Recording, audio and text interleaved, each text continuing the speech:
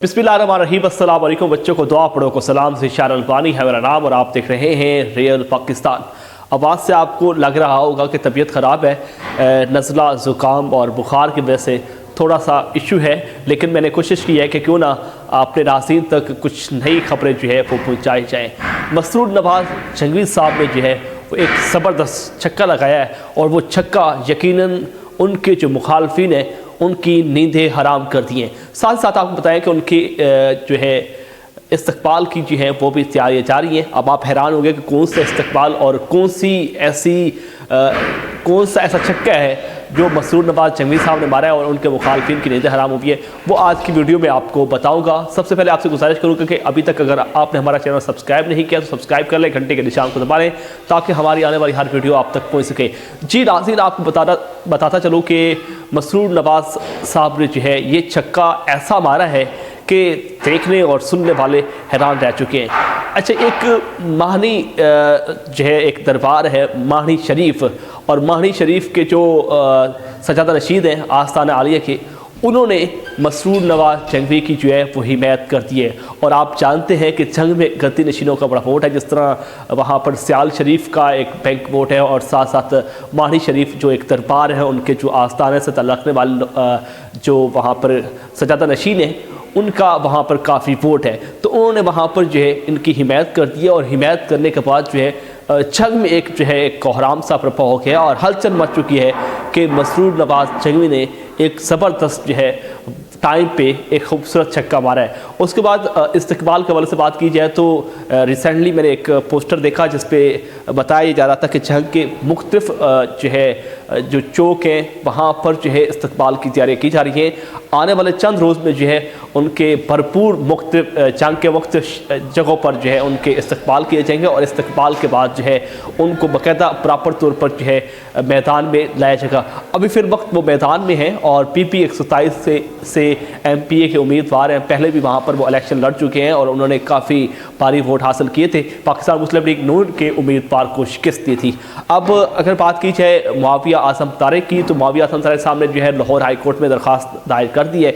2 से 3 दिन के जो है वक्फे के बाद जो है वो फैसला आएगा कि वो वहाँ पर जो है इलेक्शन हिस्सा ले सकते हैं या नहीं, क्या उनको अदालत से रिलीफ मिलता है या नहीं। हमने जब उनके चाहने वालों से बात की है तो चाहने वाले जो है इस वक्त काफ़ी परेशान भी दिखाई दे रहे हैं और पुरुम्मीद भी हैं। एक तरफ उनको ये परेशानी है कि जिस तरह उनके कागजात मुस्तरद हुए तो शायद कि वो इलेक्शन नहीं लड़ेंगे, लेकिन दूसरी तरफ अगर बात की जाए कि जिस तरह उन्होंने अदालत में जाके दरख्वास्त दायर की है और वहाँ से रिलीफ लेने के लिए जो है अपना फ़ैसला किया है, तो यकीनन उस वक्त जो है खुशी की लहर भी दौड़ी कि उम्मीद है कि अदालत से हमें रिलीफ मिलेगा। अब देखना ये है कि अदालत क्या फ़ैसला करती है। तो इससे अगर बात की जाए मौलाना मुआविया आज़म तारिक के जो मुखालिफ हैं और उनकी तरफ से भी खबरें चल रही हैं कि मुआविया इलेक्शन नहीं लड़ेंगे, लेकिन मुआविया आज़म तारिक जो हैं वो पुरुम्मीद है।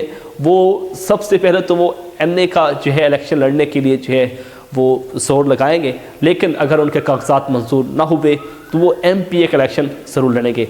अब अगर देखना ये है कि जो मोहम्मद मुआविया आज़म तारिक साहब हैं वो सिर्फ़ और सिर्फ MNA की हद तक उम्मीदवार हैं, MPA के कागजात सिर्फ बेनाम जमा करवाए थे। अब जो मौलाना मसरूर नवाज़ जंगवी साहब हैं वो परफेक्ट और मुकम्मल तौर पर उम्मीदवार है। उसकी वजह ये है कि कोई इलेक्शन लड़े या न लड़े, किसी के इख्तलाफ चल रहे हैं, किसी के नहीं चल रहे, उनको इनसे गर्ज नहीं है, क्योंकि वो ऑलरेडी जो है वो अपना एक अलग से तंजीम भी चला रहे हैं, साथ वर्क भी कर रहे हैं।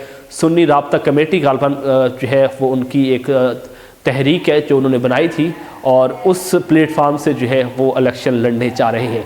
इस सूरत हाल में जो है मौलाना मोहम्मद अहमद लुधियानवी की बात की जाए तो वो इस वक्त जो है सोशल मीडिया पर मुतहरक नहीं है, उनका जो नेटवर्क है वो बिल्कुल कमज़ोर है, जिसकी वजह से उनकी कोई अपडेट नहीं आ रही। सुनने में यही आया कि वो भी जंग के मुख्तलिफ जगहों पर जो है वो फातह खानी भी कर रहे हैं और लोगों के साथ जो है वो मिल भी रहे हैं और अपनी कैंपेन भी जारी रखे हुए हैं। लेकिन सूरत हाल कुछ इस तरह है कि अभी जमात की तरफ से कोई फ़ैसला नहीं आया। जमात से जब तक कोई फ़ैसला नहीं आएगा उस वक़्त तक ये नहीं कहा जा सकता कि इनमें से उम्मीदवार कौन होगा। अभी तक तो है ये अपनी बिसात पर जो है और अपने तौर तरीके से जो है ये तीनों उम्मीदवार जो हैं वो अपनी कैंपेन जारी रखे हुए हैं और इस सूरत हाल में अब देखना ये है कि कौन कहाँ रहता है, किसका इत्तेहाद होता है। या तो मोहम्मद अहमद लुधियानी साहब और मसरूर नवाज़ जंगवी का इत्तेहाद हो जाएगा, या फिर मसरूर नवाज़ जंगवी का और मोहम्मद मुआविया आज़म तारिकों का। अच्छा, यहाँ पर एक बड़ी अहम बात आपको बताने जा रहा हूँ कि जो हमने ज़राए से मालूम किया है और जो हमने एक सर्वे किया है जंग में, तो वहाँ पर ज़्यादातर लोग जो हैं वो ये चाहते हैं कि मौलाना मसरूर नवाज़ जंगवी MPA के उम्मीदवार और उनके साथ MNA के उम्मीदवार जो हैं वो मोहम्मद मुआविया आज़म तारिक हों। अब उनकी जो है ख्वाबों पर तो पानी फेर चुका है, क्योंकि एक तरफ उनके कागजात मुस्तरद हुए मौलाना मुआविया आज़म तारिक के, और एक बार फिर उन्होंने जो है वो दरख्वास्त दायर कर दी है लाहौर हाई कोर्ट में। तो लाहौर हाई कोर्ट से अब रिलीफ मिलता या नहीं देखना ये है। लेकिन इस सूरत हाल में जंग की अवाम जो है वो इस वक्त मकबूल लीडर अगर चाहती है तो वो चाहती है मोहम्मद मुआविया आज़म तारिक को और मौलाना मसरूर नवाज़ को, क्योंकि वो चाहती हैं कि ये दोनों यंग लीडर हैं और इनमें काफ़ी अवाम में मकबूलियत पाई जाती है, जिसकी वजह से इनको इलेक्शन लड़ना चाहिए। तो इस तरफ जमात का जो फैसला है, रसूल जमात के सदर जो हैं वो भी अपनी डेडलाइन भी दे चुके हैं और साथ साथ वो अपना एक हतमी फैसला भी दे चुके हैं कि हमारा जो जमात की तरफ से जो उम्मीदवार है वो मौलाना मोहम्मद अहमद लुधियानवी है, चाहे वो NA का इलेक्शन हो या फिर MPA का।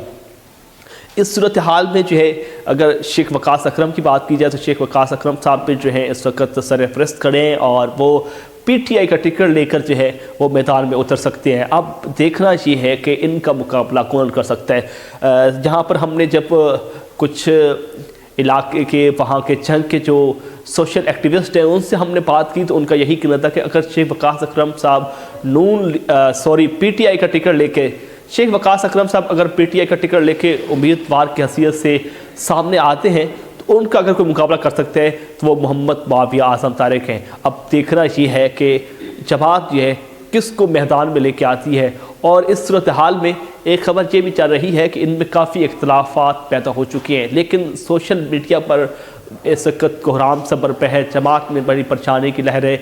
अबू मोहम्मद एक बहुत ही मारूफ मजहबी स्कॉलर हैं, उनका भी हमने बयान देखा।